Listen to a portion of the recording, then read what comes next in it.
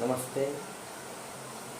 आज हम सतगुरु कबीर साहिब की वाणी को हमारे जीवन में उतारेंगे, उनको सुनेंगे और इसका अर्थ करेंगे और हमारे जीवन में जितना हम ग्रहण कर सके उतना करेंगे और हम हमारा भी कल्याण करेंगे, औरों का भी कल्याण करेंगे और कबीर साहिब का जो ज्ञान है उसको चारों तरफ फैलाएंगे। जो कबीर साहिब की वाणी पुस्तकों में तो है, लेकिन पुस्तक बोल तो नहीं सकती ना। सत्संग में भी है, पुस्तक में भी है, लेकिन पुस्तक बोल नहीं सकती। जो कलाकार लोग हैं वो गाते तो है, लेकिन उसका अर्थ सही तरीके से नहीं कर सकते। लेकिन कोई संत हो, कोई योगी हो, कुछ सव्य ध्यानी हो, वह वाणी को इसका अर्थ बता सकता है। कोई कबीर साहिब के आसपास, कोई कबीर साहिब का सेवक, कोई सत्य की राह पर चलने वाला, वही इस वाणी का अर्थ सही तरीके से कर सकता है। बाकी सही तरीके से अर्थ नहीं हो पाएगा। तो हम वाणी को सुनेंगे और हमारे जीवन में उतारेंगे।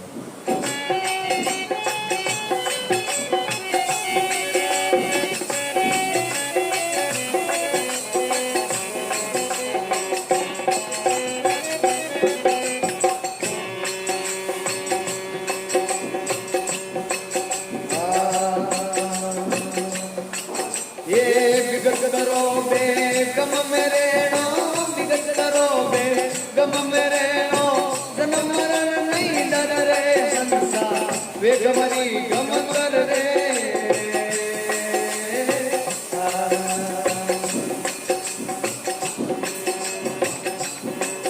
ये विगत करो बे गम मेरे नो विगत करो बे गम मेरे नो जन्म मरण नहीं डर रे संसार वे गमरी गम कर रे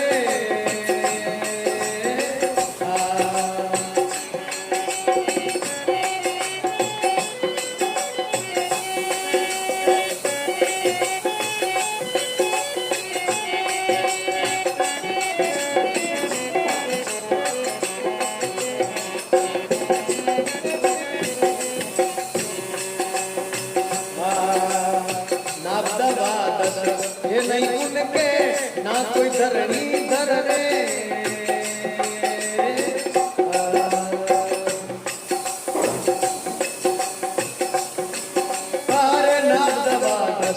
ये नहीं उनके ना कोई धरनी धर रे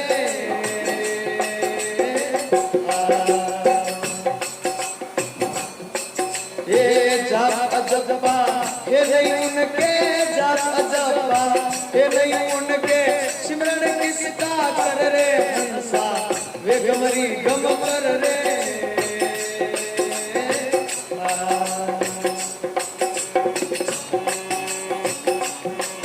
ये विगत करो बे गम मेरे नो विगत करो बे गम मेरे नो जन्म मरण नहीं डर रे हंसा वे गमरी गम कर रे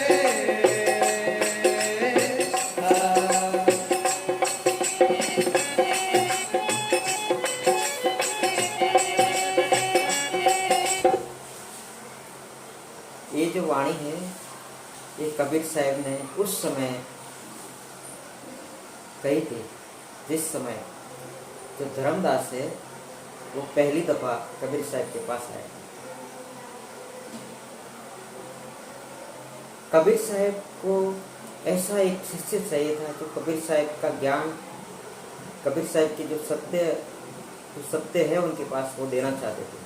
कबीर साहब के बहुत सारे शिष्य थे उस समय, लेकिन वो जितने भी शिष्य थे वो कबीर साहब का जो सत्य है उसको सत्य समझ नहीं पा रहे थे। तो कबीर साहब बहुत उदास थे कि मेरे को मेरा जो ज्ञान है उसका पात्र उनको चाहिए था। ये ज्ञान, सत्य का ज्ञान किसको, किसके समझ में आएगा? सत्य का ज्ञान समझ में आना भी मुश्किल है। ठीक है, ऊपर से आ जाए, लेकिन मूल ज्ञान समझ में आना सच्चे शिष्य के बिना किसी को समझ में नहीं आता है। तो कबीर साहब एक बार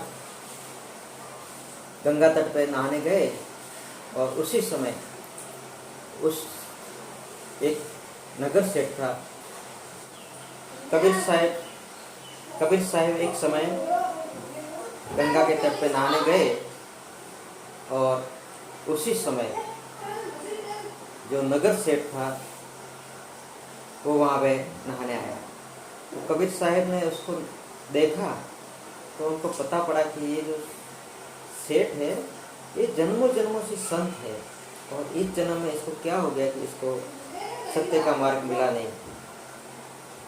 तो कबीर साहब ने नहाने के बाद में उसको कुछ कहा कि नगर सेठ मैं कुछ आपको कहना चाहता हूँ कि आप बड़े भक्त हो और मूर्ति पूजा और वो सब करते हो, लेकिन हकीकत में सत्य इससे अलग है। पूजा पाठ मूर्ति पूजा एक पहली सीढ़ी है ईश्वर के मार्ग पर चढ़ने के लिए, लेकिन इसके और आगे जाना पड़ता है। पहली सीढ़ी से दूसरी सीढ़ी हमको जाना है सत्य पे जाना है। तो पहली सीढ़ी छोड़ेंगे तभी दूसरी सीढ़ी पे पैर रखेंगे, दूसरी सीढ़ी छोड़ेंगे फिर तीसरी पे पैर रखेंगे, सारी सीढ़ियाँ छोड़ देंगे फिर सब पे जाएंगे, बरोबर। तो आप जो पूजा करते हो वह एक मन की बात है और सत्य बहुत इससे दूर है। पूजा करते हो, जप करते हो, मूर्ति की पूजा करते हो, उसको जिसको भगवान मानते हो वो पत्थर है, बरोबर। और ऐसी कुछ बातें कही कबीर साहब ने।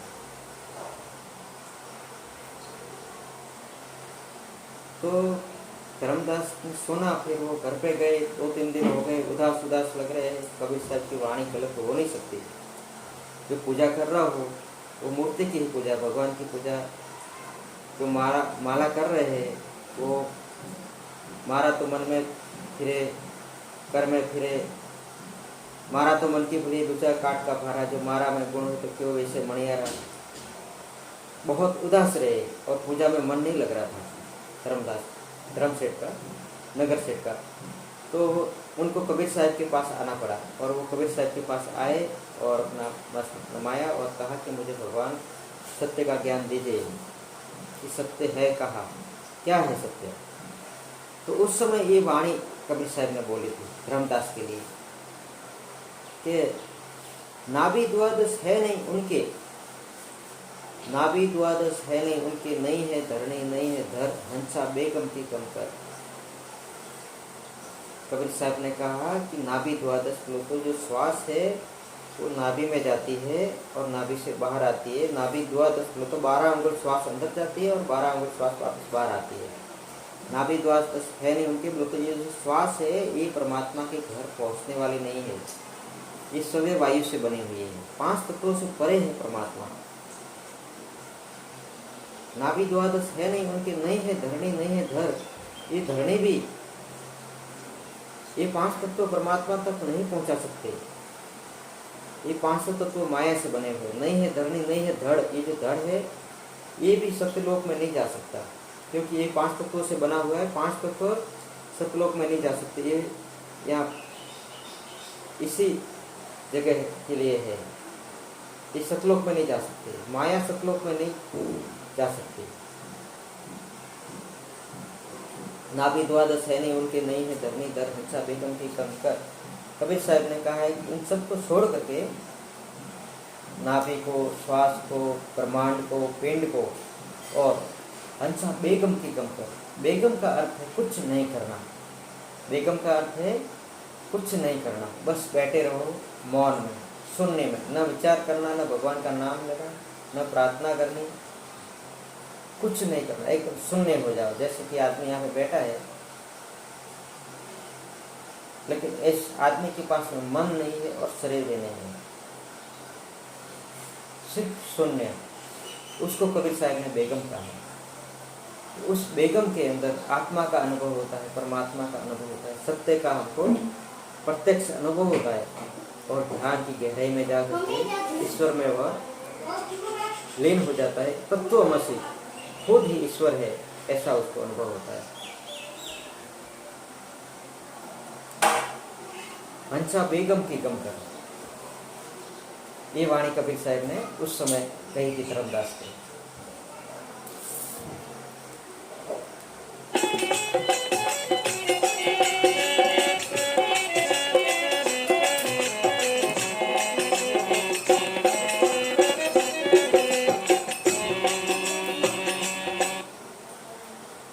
ये वाणी सुन करके धर्मदास को ऐसा लगा कि भगवान गुरु महाराज, अभी डायरेक्ट मैं ध्यान में बैठो और डायरेक्ट तो मैं सुनने में कैसे जा सकता हूँ? सुनने में मैं नहीं जा सकता, क्योंकि शून्य है सबसे ऊपर वाला भाग, जो सत्य का घर है, सत्य का घर है शून्य, आत्मा का घर है शून्य। तो डायरेक्ट तो उस शून्य में कैसे जा सकता हूँ, क्योंकि मैं कभी गया नहीं। तो मुझे ऐसा कुछ बताइए कि मैं अभी जमीन पे खड़ा हूँ, तो एक एक पग धरो और मैं धीरे धीरे धीरे धीरे शून्य में जाऊँ। ऐसा कुछ मुझे रास्ता बताइए। मैं डायरेक्ट शून्य में नहीं जा सकता, कोई भी इंसान डायरेक्ट शून्य में नहीं जा सकता।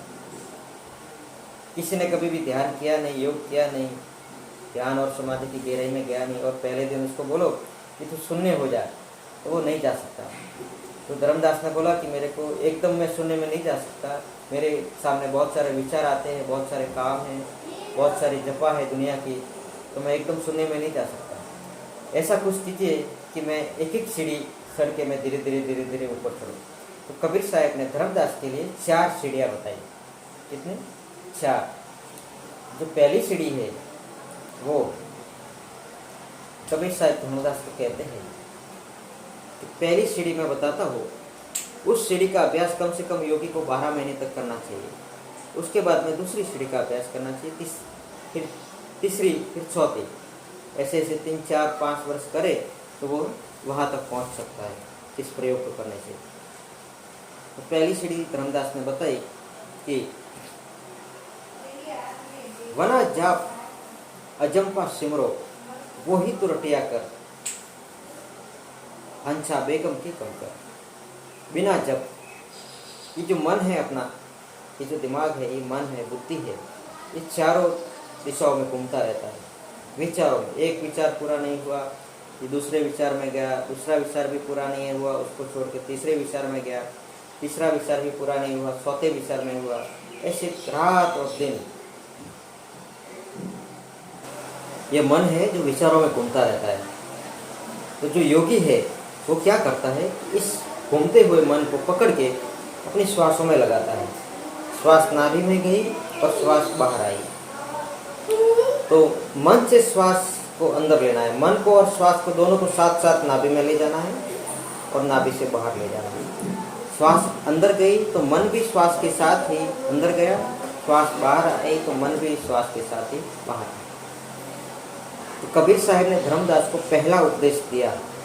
इसको कबीर साहब ने कहा है कि ये सत्य नाम है परमात्मा का, लेकिन ये शून्य होना चाहिए। शून्य श्वास अंदर गई और शून्य श्वास बाहर आई। इसके अंदर कोई मंत्र ज्वाइंट मत करना। बहुत लोग ऐसे हैं कि श्वास के साथ मंत्र को भी जपा करते हैं। श्वास अंदर गई तो एक मंत्र बोला, श्वास बाहर आई तो दूसरा मंत्र बोला, ऐसा नहीं। इसके लिए कबीर साहब ने कहा है कि तंत्र मंत्र सब झूठे मत भाको संसार, सार शब्द जाने बिना नहीं मित्रों भोजन पार। ये कबीर साहब का सार शब्द है शून्य। इसका कोई मंत्र नहीं जपना।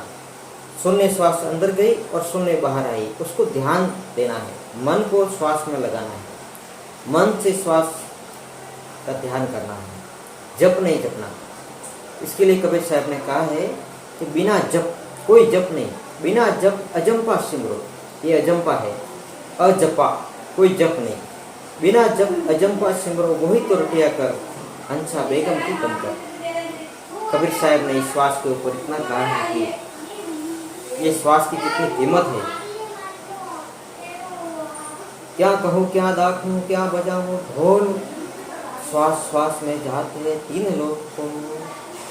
कि क्या कहो रविदास, क्या कहो क्या दाखो क्या बजाओ ढोल, ये श्वास श्वास में जाते हैं 3 लोग को बोल। इस श्वास की कीमत कितनी है? पृथ्वी लोक, स्वर्ग लोक और पाताल लोक, एक श्वास की कीमत। श्वास यहाँ से नाभि में जाई और बाहर आई, उसकी कीमत कितनी है? 3 लोग। इसलिए जो योगी पुरुष होते हैं वो अपनी श्वास को नहीं खोते, एक एक श्वास का ध्यान करते हैं। ये परमात्मा का नाम है।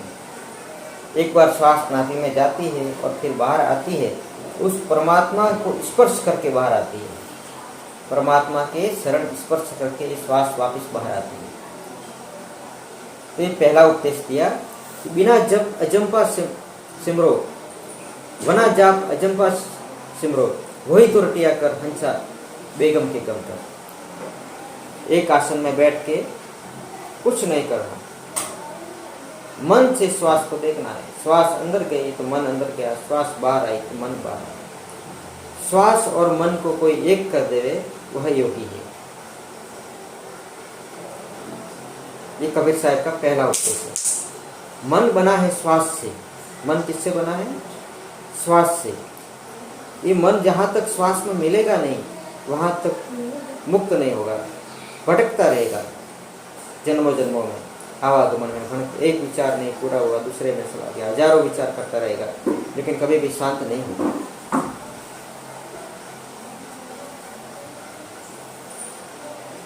ये श्वास में जाएगा तभी शांत होगा। एक समय ऐसा होगा, श्वास का ध्यान करते करते करते करते करते श्वास भी थक जाएगी, मन भी थक जाएगा। तो एक समय ऐसा आएगा कि श्वास ऑटोमेटिक हृदय में आके रुक जाएगी। जैसे ही श्वास रुक गई तो मन भी रुक जाएगा। श्वास चलती है इसीलिए हमको विचार आते हैं। जब श्वास रुक जाएगी हृदय में आके तो मन भी रुक जाएगा, तो उस समय आपको ध्यान लग जाएगा। ये ध्यान लगाने की सबसे अच्छी विधि है, बहुत ही प्यारी विधि। जब भी ध्यान करना हो तो अपने श्वासों का ध्यान करें। वना जाप अजंपा सिमरो, वही तो रटिया कर हंसा बेगम की कम कर। उसके बाद में और आगे बताते हैं कबीर साहब। बिना गरट एक गरट चलत रे, बिना बादल बिन जल रे।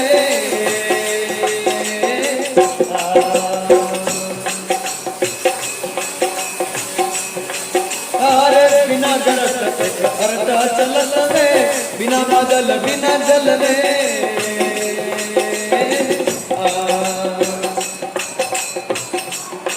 ए बिना अंबर अमीर सबर से, बिना अंबर अमीर सबर से, सोई अमी पिया कर रे हंसा बेगमरी गम कर रे।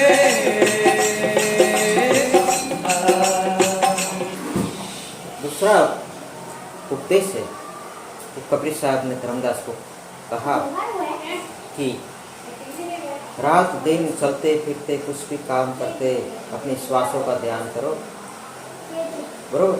दूसरा उपदेश दिया कि परमात्मा है जो सहस्त्राचार में विराजमान है। ये जो 10वां द्वार है, यहाँ पे परमात्मा विराजमान है। वो 1000 पंखुड़ियों के ऊपर, 1000 पंखुड़ियों के ऊपर में परमात्मा विराजमान है। और परमात्मा विराजमान है, वो 1000 पंखुड़ियाँ हैं, वो सारी अमृत से भरी हुई है। उस पंखुड़ियों में अमृत भरा हुआ है और वो अमृत टपकता है, बरोबर। तो कबीर साहब ने कहा है कि सोवन शिखर में से अमीर टपके, वही तो पिया कर हंसा बेगम की गम कर। मनुष्य के शरीर के अंदर अमृत भी परमात्मा ने दिया है। उस अमृत को वह योगी पीता है। कबीर साहब ने कहा है कि जैसे कि अपना जो पीने की विधि है वो खेसरी मुद्रा के द्वारा योगी लोग उस अमृत को पीते हैं। वो पीने से बहुत लाभ होते हैं और वो परमात्मा के बिल्कुल नज़दीक हो जाता है अमृत पीने वाला योगी, क्योंकि वो अमृत कहाँ से आया है? परमात्मा के शरण स्पर्श, शरण को धुला करके शरणामृत है वो परमात्मा का। तो वो उस अमृत को जो योगी पीता है वो परमात्मा के बिल्कुल नज़दीक हो जाता है।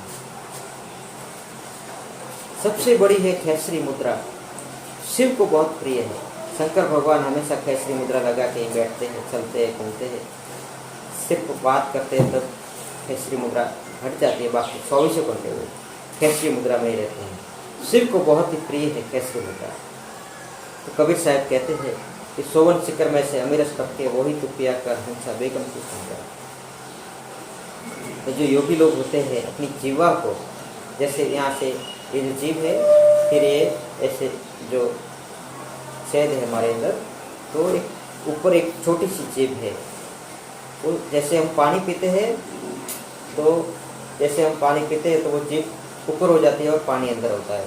10वें द्वार का जो छेद है वो जीभ, छोटी जीभ के नीचे आ जाता है।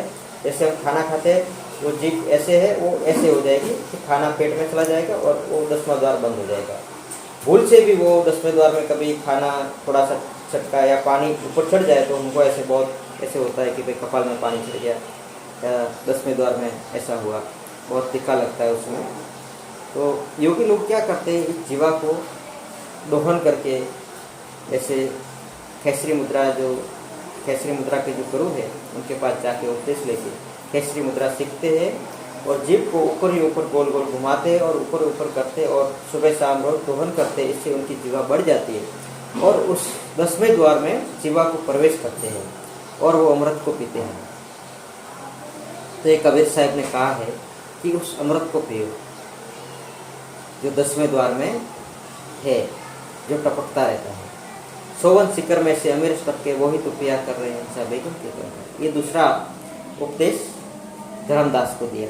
फिर तीसरा उपदेश देते हैं कबीर साहब कि जैसे तुम ध्यान करोगे, ध्यान करते करते करते करते एक ऐसा समय आएगा कि जो परमात्मा का जो घर है 10वां द्वार, वहाँ पे जो कमल है सहस्त्रदल का, उसकी पंखुड़ियाँ है, परमात्मा जिसके ऊपर विराजमान है, वो कुछ कभी कभी और हर समय पंखुड़ियों का आवाज होता है जहाँ पे परमात्मा विराजमान होता है। तो वो योगी लोग जब ध्यान करते हैं तो वो आवाज है वो सुनाई देती है उस योगी को।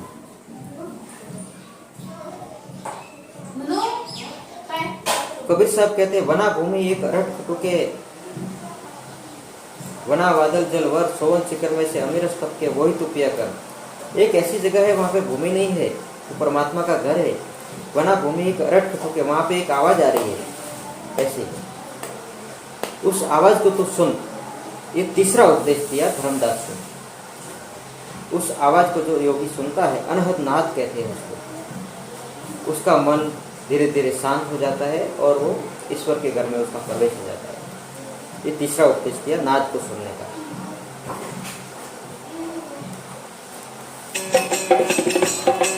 ये बिगड़ करो बे गम मेरे नाम, बिगड़ करो बे गम मेरे नो, जन्म मरण नहीं डर रे हंसा, वेग मरी गम कर रे।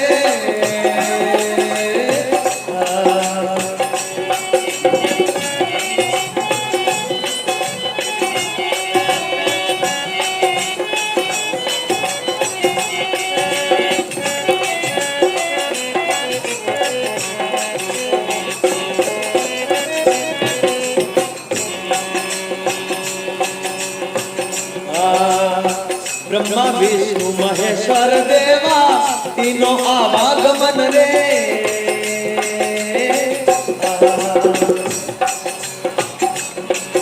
अरे ब्रह्मा विष्णु महेश्वर देवा तीनों आवागमन रे।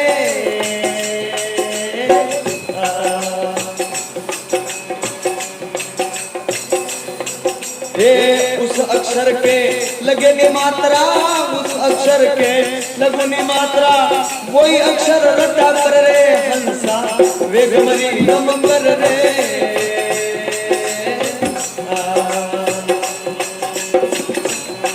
ये बिगड़ करो बे गम मेरे नो, बिगड़ करो बे गम मेरे नो, जन्म मरण नहीं डर रे हंसा, वेग मरी गम कर रे।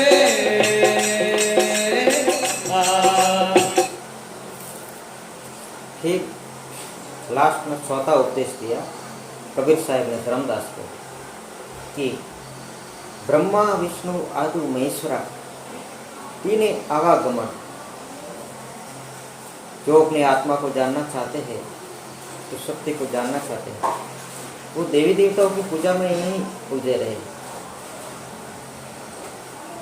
देवी देवताओं की पूजा पाठ में मन जिंदा रहता है और आत्मा को जानने के लिए मन शून्य करना पड़ता है, मन को मारना पड़ता है, मन को विलीन करना पड़ता है।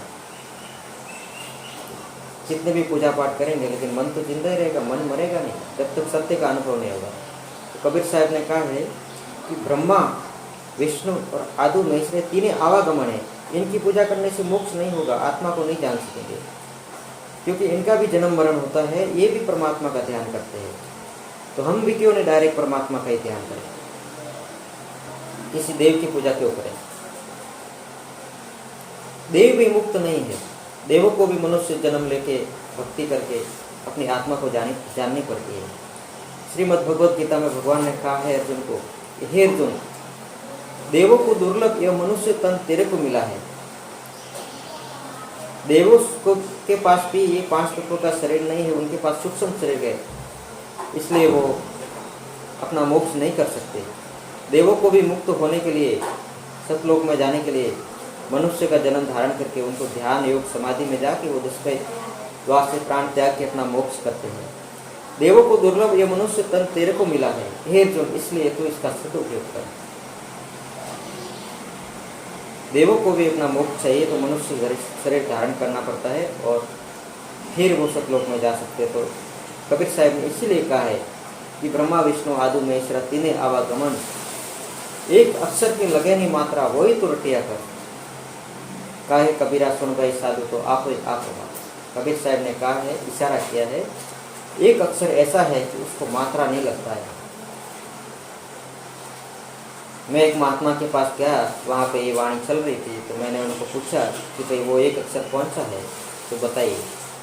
तो उन्होंने कहा कि हमने 4 वेद पढ़ लिए, 4 वेद में एक अक्षर का कोई आता नहीं, कहीं भी उल्लेख, इतने सारे शास्त्र में कहीं भी एक अक्षर का उल्लेख नहीं आता है।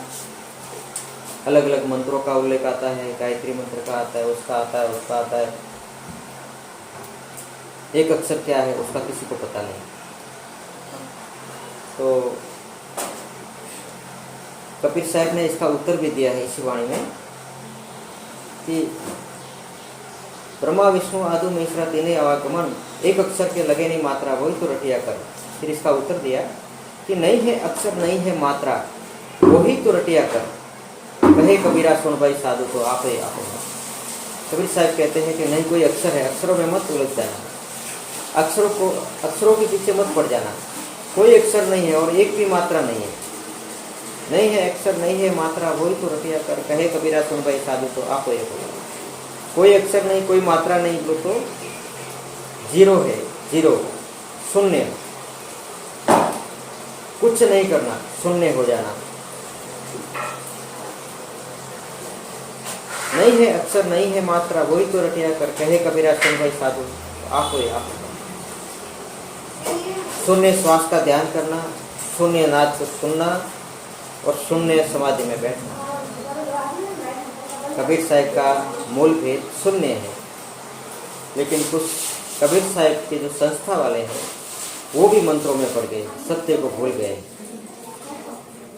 जो कबीर साहब ने कहा है उसका अर्थ बहुत मुश्किल है जानना समझना, और ऐसा योगी बहुत कठिन है जो सही सही में इसका अर्थ समझावे और इसका अनुभव करावे।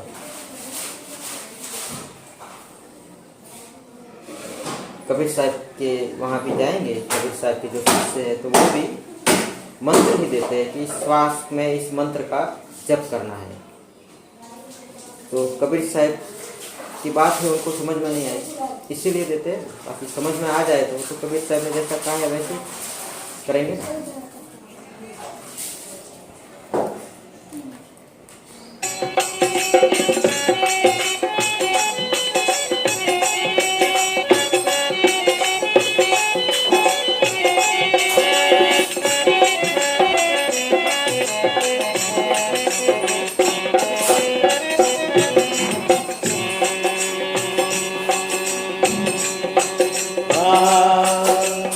बटेगी ओड़ा फिर नहीं आवे, ऐसो अवसर कर रे।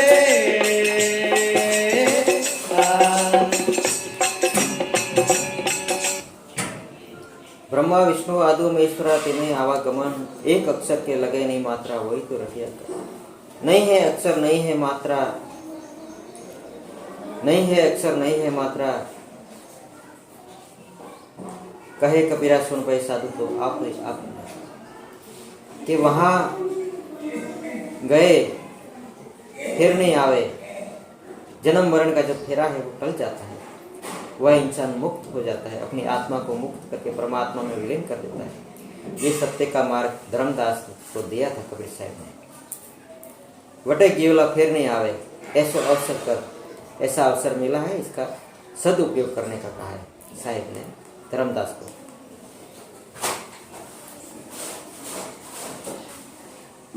तारे बटे गियोड़ा फिर नहीं आवे, ये सो अवसर कर रे।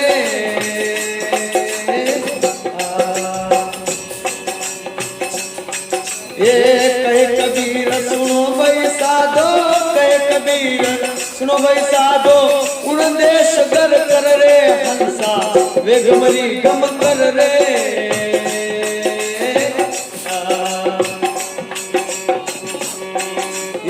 विगत करो बे गम मेरे नो, विगत करो बे गम मेरे नो, जन्म मरण नहीं डर रे हंसा, वेगमरी गम कर रे।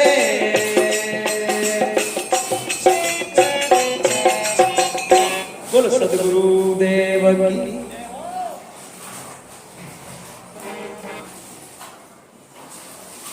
नमस्ते। अभी हमारा ध्यान का समय हो गया है, हम ध्यान में जाते हैं, फिर मिलेंगे। हरीश हरीश।